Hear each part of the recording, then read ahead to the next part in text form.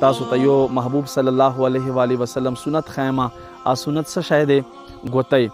څه خلک د سرو ګوتۍ ګرځوي څه خلک د ګیلټو ګوتۍ ګرځوي څه خلک بیا داسې پنځه ګوتۍ په ګوته باندې وي او دې ته څه خلک ملنګي وایي څوک څه وایي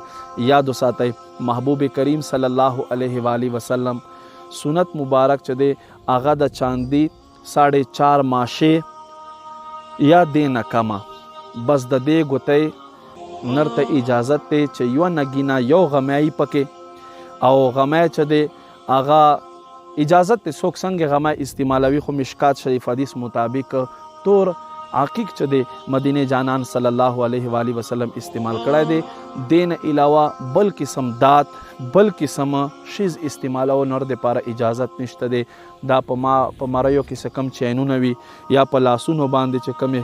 پټې وي یاد وساتئ دا د کفارو طریقې دي دین اجتناب کوئ او حدیث شریف کې راځي په ډیر شی روایاتو کې راځي چې کوم انسان داسې چین په مری یا په لاس باندې وي نو دا به د دې پاره په قبر کې او په آخرت کې د دې پاره اور زنجیر جوړیږي نو دې نه ځان ساتئ ګوتې صرف یوه استعمالوئ په هغې کې یو غمی او 4.5 ماشه چې له دې نه زیاته نه وي او هغه فقط د چاندي وي د سرو نوي د بل دات